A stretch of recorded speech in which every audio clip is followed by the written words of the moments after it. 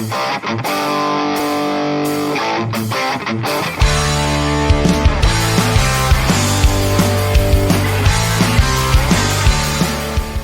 she is. Hey. Hi, it's been a while. It has. There you are. Looking good. Here I am. Good. Yes. It's like you never left. Yeah, well, it's summer. It's hot. We got to get our tan on. I'm already naturally tan, but be safe out there, guys. I think it's going to be a hot weekend. And you know where I'll be? I'll be going to the Baja Music Festival. So I'm a little nervous about the heat, but you know. Yeah, no, it's going to be a good one, and I hope you guys are having the best fun you can have too when you can have it during the summertime. Figure out ways to even just to take a breath and a breather from the chaos. Just we recommend it, even if it's just for a few hours. But if you can get in your car and drive somewhere nice, do that if you can spare it. But yeah, in this case, a weekend away south of the border sounds nice right about now. Before you grab the first one, I just want to let everyone know that we've had a loaded show today. We've had with Jay Scott, with Craig Pasta. We covered a bunch of stuff today. So if you guys are, chiming in on whatever subject, we'll just switch to that subject. But yeah, we have obviously Israel, same old Israel. We had the Mexico story with the digital dystopian system that's being in place there. That was on our top censored news. We talked about the Hollywood. We had Howard Stern canceled, Dean Cain joining ICE. A lot of action there. We talk about the AI. The AI is learning ways to manipulate us so it can stay alive. It wants to live. So that's really weird. It's pretty wild. We had the Epstein gate. I guess you got the Clintons on the subpoena list, but we talked about that one and a few other things as well. But yeah. Just wanted to throw that out so people know. Yeah, we covered a lot and we're ready to go. So I'll pass it to you, Leslie. Name's Claire T. DNA equals deoxyribonucleic acid. mRNA equals messenger ribonucleic acid. The messenger part, like in HTML programming, tells the DNA what to do. And I know this one wasn't highlighted, but right underneath it's basic high school level biology, chemistry. They are running experiments to see what happens. Yes, they are, Matt. We're the guinea pigs here. They're treating the entire globe like lab animals. Yeah, there it is. Do you remember, and I won't name any names, but somebody that we both know at the beginning of all this happening. Are we still on YouTube? We're still on. Yeah, we love the vaccine. Just saying. Oh, yeah. Can't wait to get another one. Safe and effective. But somebody that we both know, I guess when all this was starting to be talked about, was very defensive and very protective of, I wouldn't say big pharma, but like the mRNA and how safe it is and how it's not going to damage or hurt the body and stuff. And now that person has really thought about things, right, Matt? I think you know who I'm talking about. I know exactly who you're talking about. A very brilliant person, a scientist, biochemist, all that stuff. And now he's like, I think you were right, Matt. You being non-sciencey, you were ahead of the game. So just saying that. It's great to hear people say that out loud. And it happens once in a while. When they do that, not necessarily on social media, they're not going to blast it out to the world, but they might come up to you in private and they might tell you, hey, you know what? I reconsidered some of the stuff you said. I was really angry at the time, but now I kind of realized that maybe you had something you were right about. And like, that's important. So if you're out there, hey guys, if you're out there right now and you're on board with us, you've been watching us. If you had a moment of clarity that maybe happened to you recently, but maybe before that moment of clarity, you might have been rude or mean or overreacted, as you would say, to somebody that you weren't ready to have that conversation. You might want to think about picking up the phone or going over or sending a message, sending a little text. It would go a long way. It really does, because it shows people who were shunned at the time. It shows them that they were right, but not because it's ego. It helps people maneuver in the time we're in now, because in the time we're in now, there's no apologies. There's no like recourse. People are moving on and they're saying, don't talk about COVID ever again. Don't ever talk about it. And so to be able to get through where we are now into the next thing that happens, we have any sort of acknowledgement like that goes so far. So just know that, and you look like a really big person doing that, because not people. Yes. I agree with you. Most people don't. They don't. No. People by nature do not like to be wrong. And it's okay to be wrong. I've been wrong. a million times in my life. And I was also, I remember some of the comments that I made during the whole thing. And I think a few times I was kind of mean to you, Matt, too, and other Oh, other people. And I acknowledged how like ignorant I was. I guess I don't know what's the word for it, but I was also scared because I work in a hospital. I was also really scared, and I was like, are people hurting the cause more than helping? But in retrospect, you and all the other independent journalists and the people that were curious were right to be curious. oh. It's okay Well, to be wrong and to say that out loud. yeah, but look what happens when you say it.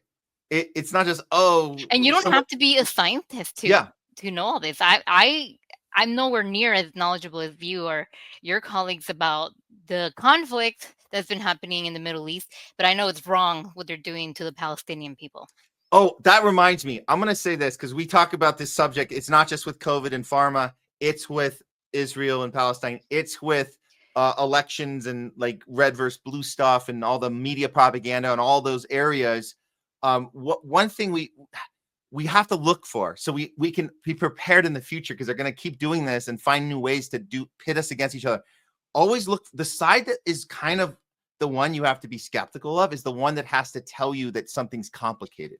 That's the giveaway. It's not that complicated.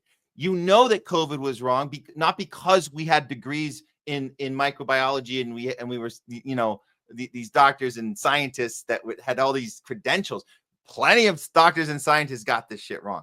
We knew it was a simple idea. It's called principle. It's called having a moral compass, and we could see that something wasn't right because it wasn't actually that complicated.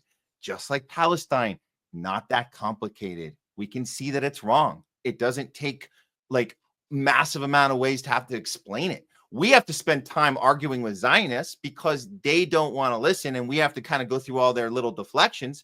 But if you're talking to a like-minded person, our conversations are pretty short. They're like, oh my God, can you believe they did this and they turned around and did that when we know that's wrong?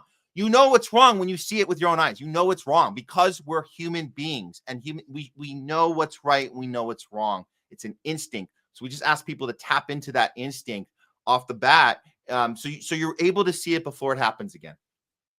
Have you had a successful, I want to call it debate, a successful discussion with someone, with people that were very rude or mean or condescending to you when you were calling things out, when you were curious about this pandemic and the new drug that everyone's racing to get? Have you had any successful discussions with those people? And like, I assume none of them have apologized, but has there been any success, Matt? Because I know you were very verbal to 100 people, and I'm just curious how many of those people went, Matt, you might have been right about some of those things besides me.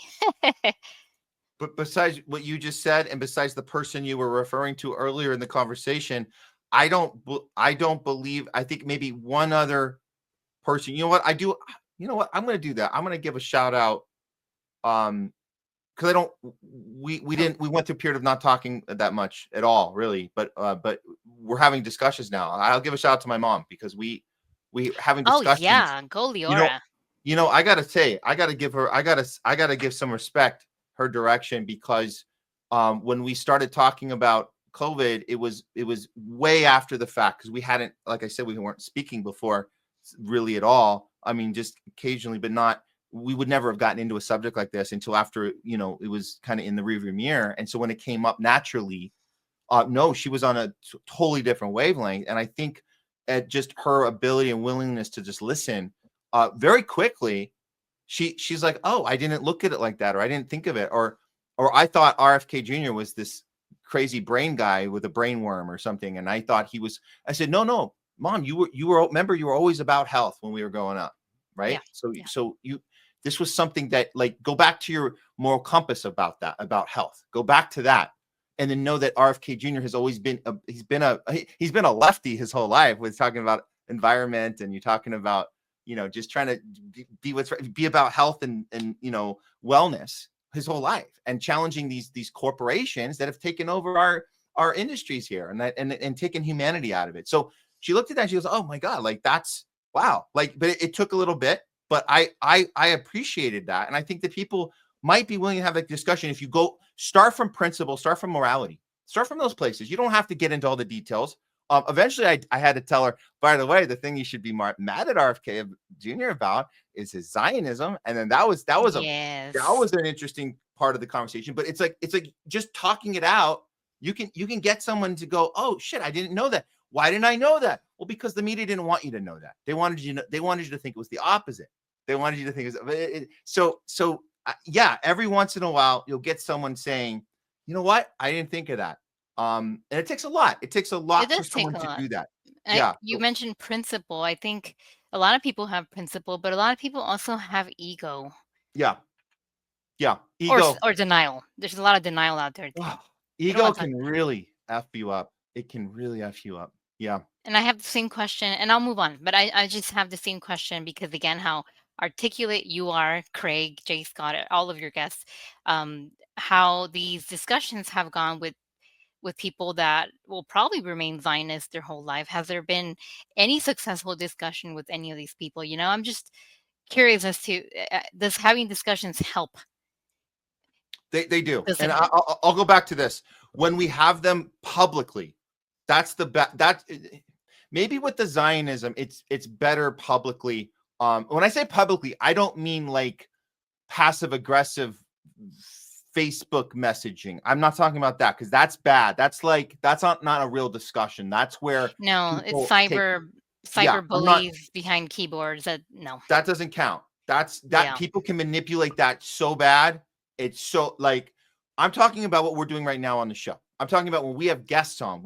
I've brought Zionism up with guests who I guess maybe it wasn't supposed to come up because it wasn't really the talking point, and I brought it up. I brought up Israel, and they don't want to talk about Israel. I had that one guy on wanted to talk about China all day, and I said, "Look, let me play you this clip." So I would say this. I'm not saying don't have one-on-one conversations. I'm saying this is the order of it. Avoid texting conversations with people about this. That's really bad. It doesn't get anywhere. If you can do it in a group setting, online, like we're doing right now, we have people listening, people like that's great. Cause then if you don't convince the person you're talking to, maybe somebody listening might have had a seed planted and go, oh, I didn't think of that. A seed planted. Yeah.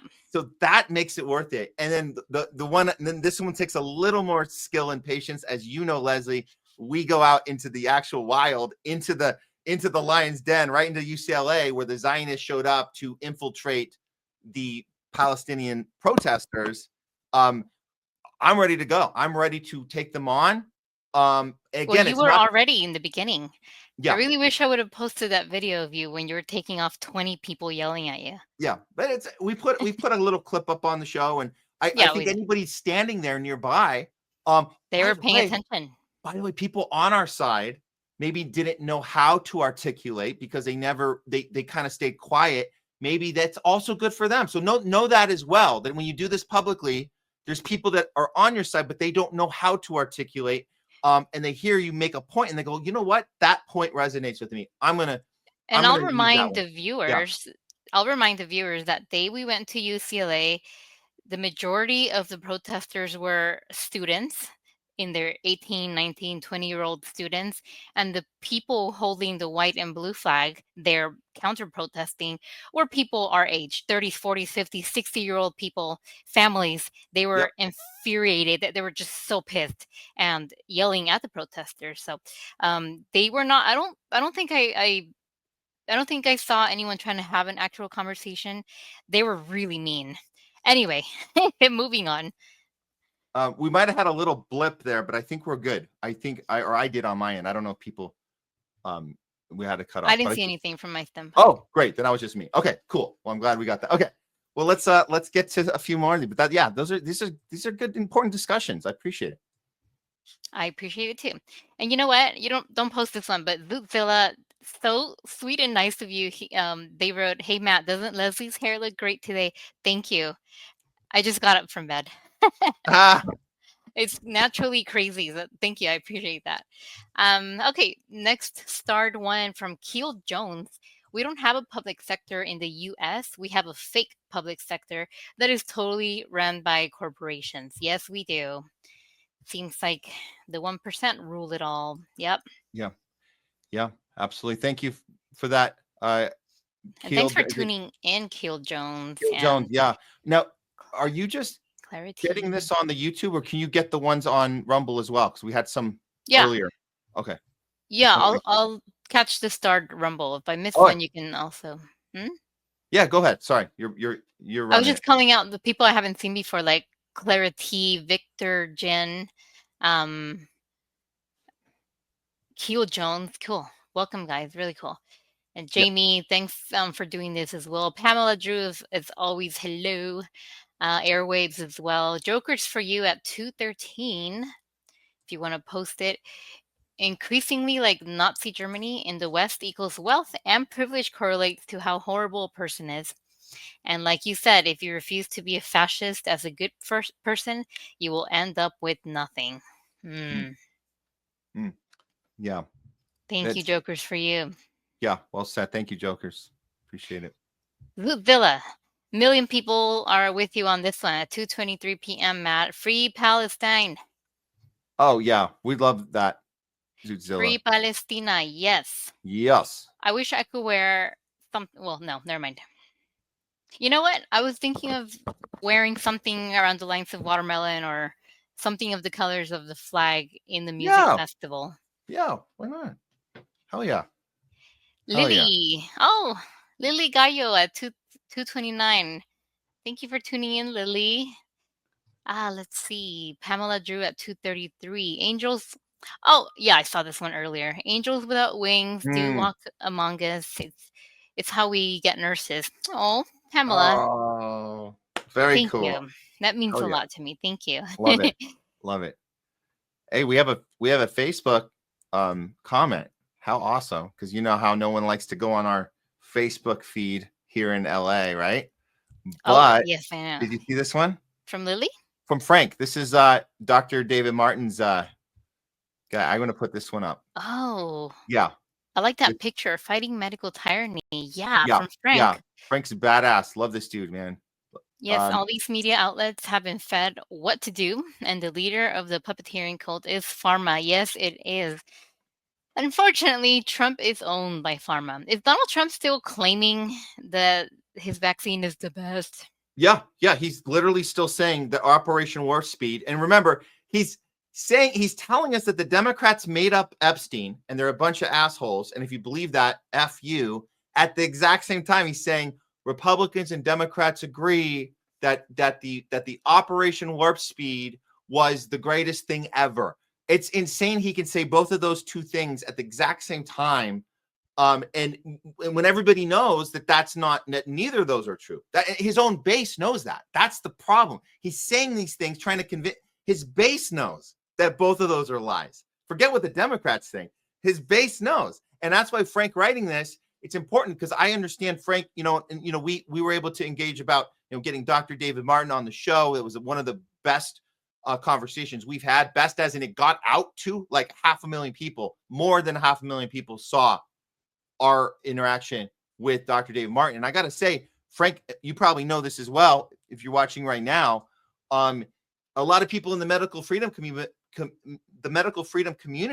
were on the right side about pharma, but yet the MAGA people that you show up to vote for, the Trumps and the even though RFK Jr. is trying, he's trying, but meanwhile the guy on the front of the ticket is telling you Operation Warp Speed was everything, and we know that's bullshit. And so what do you do about that? How do we have conversations in this medical freedom community who banked on Trump for that reason? And he's been lying. He told you from the beginning, I'm not doing anything about this. But a lot of people say, oh no, he doesn't really mean that. He's going to apologize for the vaccine. No, he's not. He in a debate with Kamala. You guys remember the one debate? He did one debate with Kamala. Why only one? Because she was thrown in at the last second. And they did the one debate. And during that debate, he told everybody that we needed to get more ventilators out there. So it's like, if you're hearing your guy do that, what do you do about that? And I wish more people like Frank, and thanks again for that, would be more honest and vocal about it, that Trump is bought and owned by Pharma, and stop pretending that he's maneuvering his 10D chess right now. That's all. Airwaves at 2:42. Thanks for tuning in. Who the F considers POTUS as the father of the country? Who scripted that bullshit for Howard? Oh, Howard Stern? Oh yeah, yeah. Oh, I can with that guy, Matt. Oh no, that Craig nailed it. He said this is an email he got with the talking points, and I could hear how frustrating it was for Craig to listen to. It's such garbage. But we did. I think we paused it like halfway through. But he goes on. He did his little Ukraine thing. He stuck it to Putin. He did this like the father. Whatever father of the country. It was all in an email. It was all told to him. But he doesn't know. He doesn't know anything. He doesn't know anything about geopolitics. He doesn't know anything about how media propaganda works. Clearly, he bought into COVID. So why would he not just read these things right off a script? And he's reading it to a guy sitting in a chair very close to him who has a look on his face like he's not present because he's demented and he's not able. He's just sitting there with that grin. It's the most ridiculous, craziest shit I've ever. It's always going to exist. You guys can always go back to it. You can watch the whole interview. But he's a puppet, right? Like Biden looks like he's got a hand up the back of his ass. Seriously, in that seat. And Howard's Muppet pretending. Biden. Howard's pretending that he's talking in a normal conversation with a person and telling him about integrity and fatherhood and all this shit. It's so bizarro. It's insane. Yeah. Did you read the super chat? Wait, what's it called? The Rumble one? You did already? We did. We got that up in the middle of the show, and I want people to know that when we see your super chats and we see it was a Rumble rant. You're talking about the Rumble rant, right? Oh, yes. Rumble rant. Get that. We did get that up on the show. Yes. Very cool. Thanks, Albu Kid. I think 2 weeks ago or something, someone put a $5 Rumble rant, it's called as well, and it did not appear. And I don't know if you're watching, maybe not, but thank you for that as well. We're sorry we didn't read it. It did not appear in the StreamYard. But we did get it up on the screen at the end, but it was too late. I know we missed the moment when it should have happened. Yeah. We hate missing those. Sorry. Yeah. Okay, let's see. At 2:45, a dingo ate me, baby. If Biden was the father of the country, no wonder I felt molested under his presidency and wanted to get high all the time. That's funny. Next. Yeah, that was funny. Thanks for tuning in. Great. Did I acknowledge jokers for you? Yes, I did earlier. Lily631 at 2:49. I would love to walk Howard through our NICU to see all the sick moms and babies from the fucking jabs. Oh, me too. Highest census this hospital has seen, and no one knows why. Matt, no one knows why. The doctors are baffled. We're baffled. They're looking into it. We're seeing so many miscarriages and blood clotting. A lot of issues with the vascular system, immunity, a lot of malignancies. I'm not saying what it is. It's just interesting, and I'm very curious about it. What has been new in the past few years that everybody got? You know what? We're going to do a bonus section after this, after talking about, so you guys stick around. We're going to do some, we know what it's not, because we have a celebrity special, like 3 of them that popped up since our last show.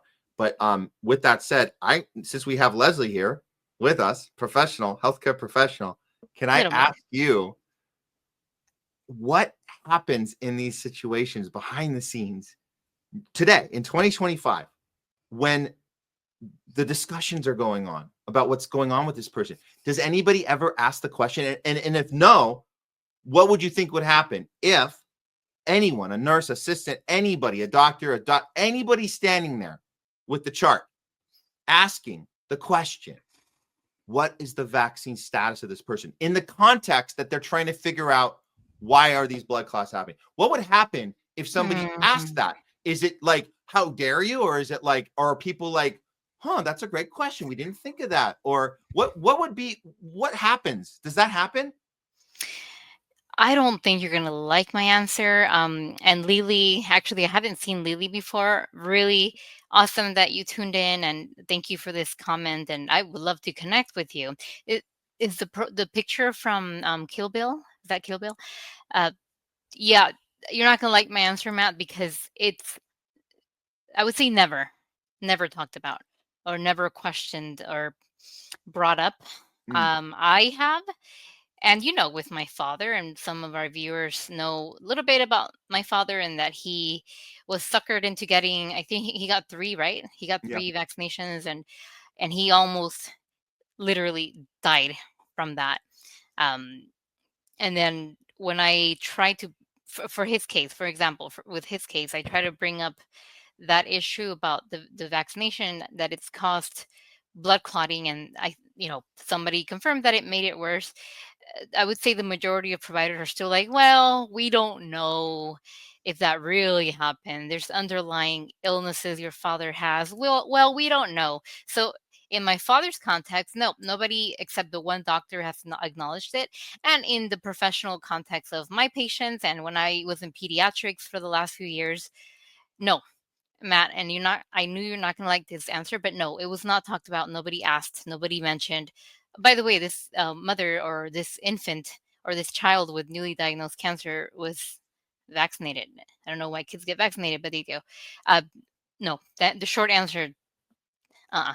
So we're still, so today, if it were to come up, is it people get angry, or are they like confused, or they would be like, hey, we're not, do they think that the wrong subject, that somebody just changed the subject? Like, I don't know why somebody would mention that, or do you feel like it's more in defensive mode, and to say, don't ever bring Maybe that up? some people, I think a small percentage of people may have heard or seen maybe some studies that it may be causing some injuries, but they're like, oh, we don't want to go there, or I don't want to sound like a conspiracy theorist, so we're not even going to go there. But I would It say, just makes me insanely angry, yeah, me too. Yeah. because practicing medicine is about asking questions. How many effing questions? You guys know how many effing questions you get when you go in for a checkup? How many fucking questions?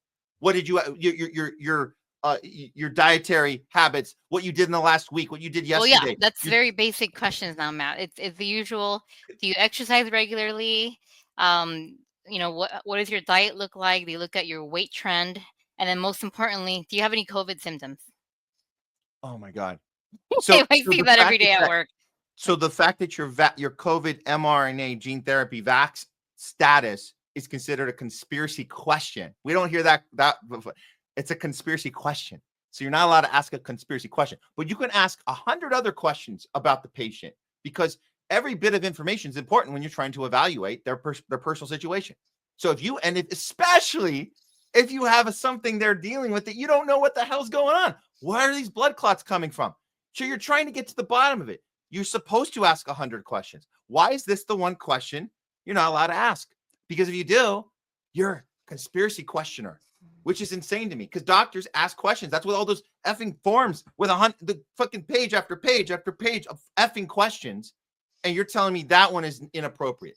It's in 2025. I feel like the few people that might want to talk about this, or might have suspicions that this person or this infant is vaccinated, maybe that's what's causing these issues. Some people might even be afraid to bring it up because Right. of the judgment of Sure. who you're a conspiracy theorist. And I know in my practice, at least with some of the doctors I used to work with, it was a very close conversation. It's safe. It saved lives, period. There's absolutely no issues and no safety issues with it. Sure, some kids are going to get myocarditis, but they'll survive. It's for the better good to have everyone vaccinated. So It's kind the light kind of myocarditis, the light kind. the light kind is it's a little heart inflammation. Never hurt anybody, Matt. Yeah, you'll have heart problems the rest of your life, but it's the easy kind you can deal with, right? Not ever playing Yeah. sports again. Yeah.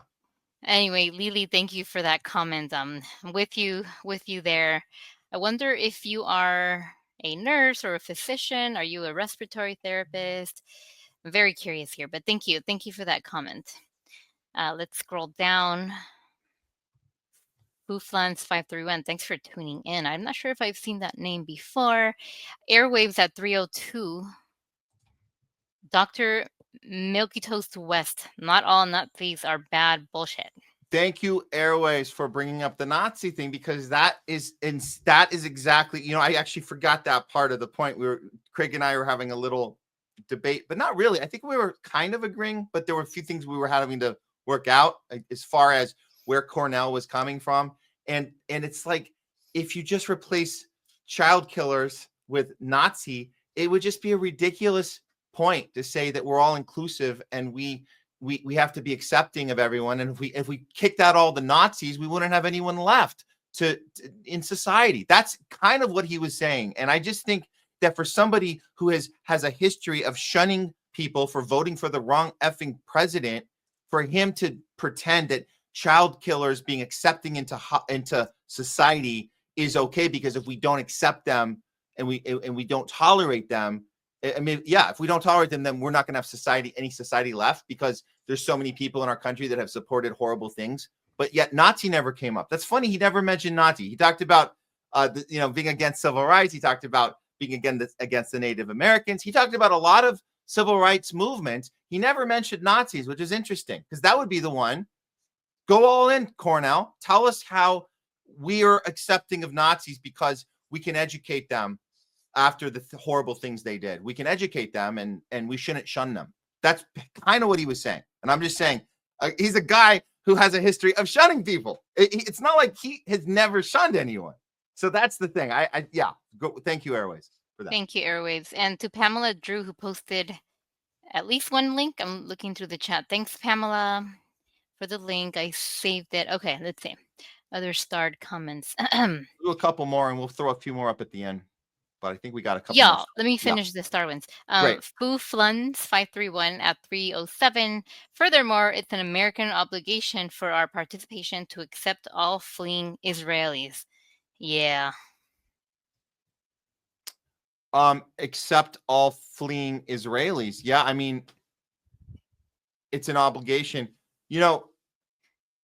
Yeah, I mean, we have to accept people that are, I guess you consider them at some point refugees. I don't know. We might be heading that direction. There might be a time very soon. This is not like a generation from now. This is now. We might be heading towards it.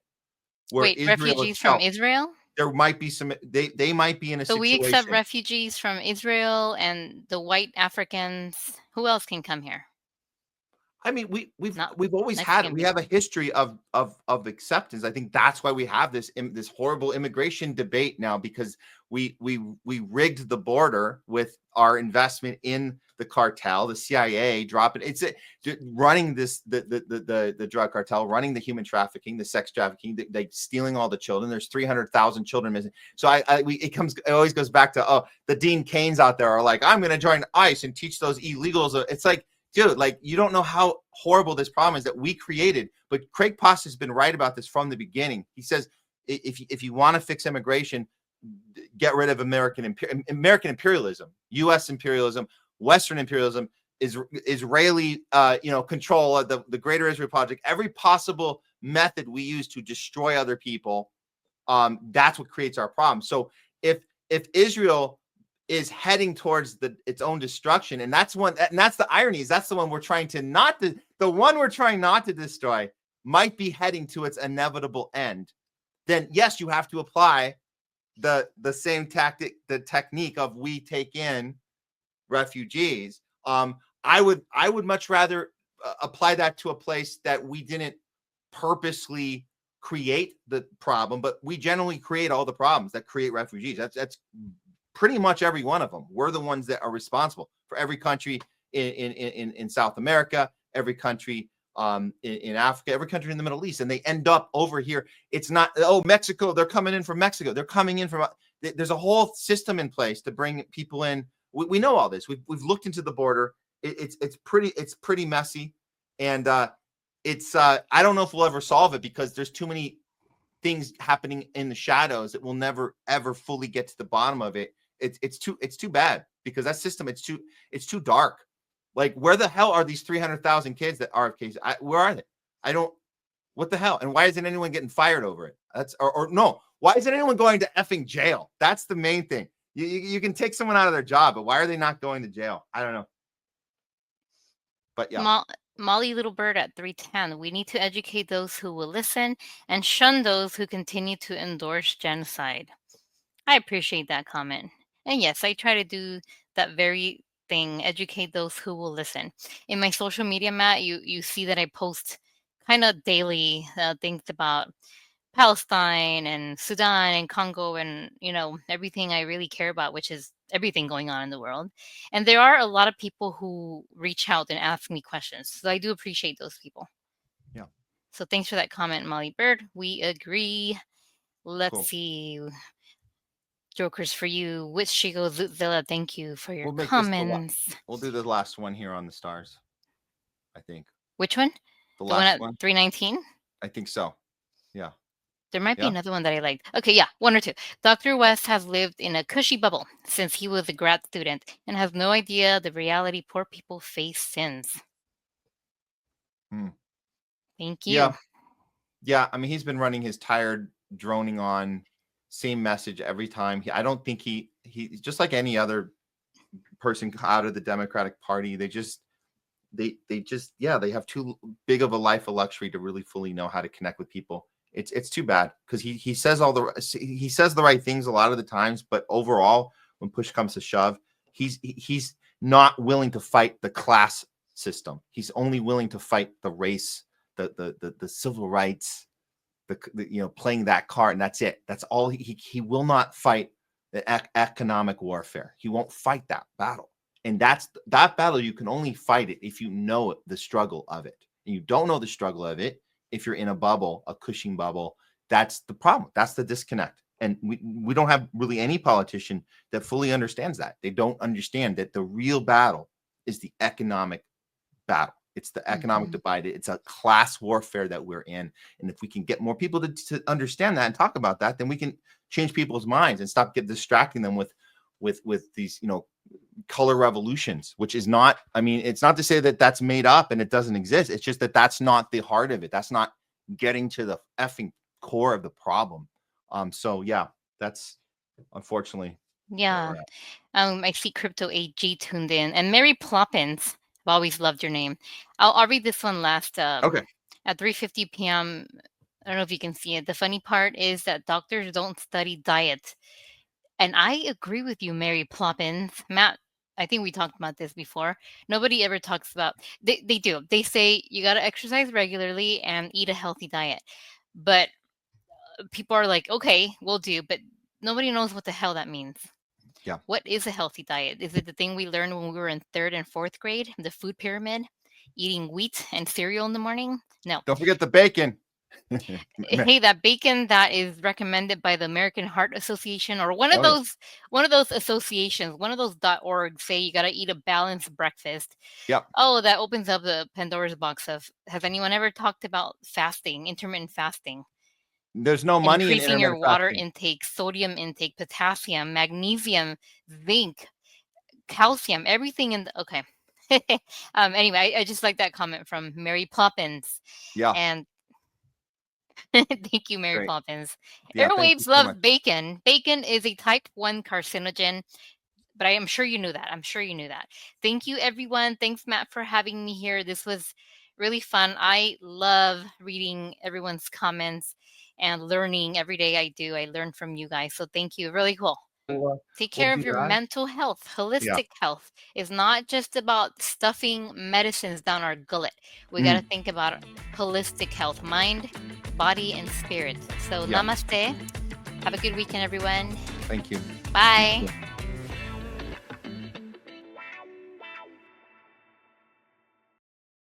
Okay, let me take a moment to introduce you to our good friends over at World Harvest Food Bank right here in LA. World Harvest has been serving families across Los Angeles for 18 years now, and they started with this simple idea. Everyone deserves access to healthy, affordable food no matter what they're going through. With their Cart with a Heart program, families can walk away with a full cart of groceries, fresh produce, dairy, meat, and pantry supplies for just a $50 contribution. That's for the entire cart. That same cart will cost over $300 at a typical grocery store. At World Harvest, everyone is welcome. They don't ask for income verification, ID, or any paperwork. No. Basically, their doors are open to anyone who's doing their best, but just needs a little extra push to get by. If you're an Angelino like me, you know the times have been tough here. First with all the union strikes, the LA fires, and now the ICE raids going on. It seems like we're living in a constant state of uncertainty. And that's why it's so important to support local charities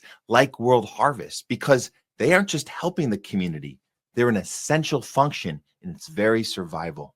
World Harvest is located at Venice and Arlington. And right now, you can use our special discount code THL20 for 20% off your contribution amount at checkout. And if you're not in the LA area, you can still help out with a $50 donation, which will provide a full cart of food for a family by going to worldharvestfoodbank.org or scan the QR code for more info. Or you can just spread the word.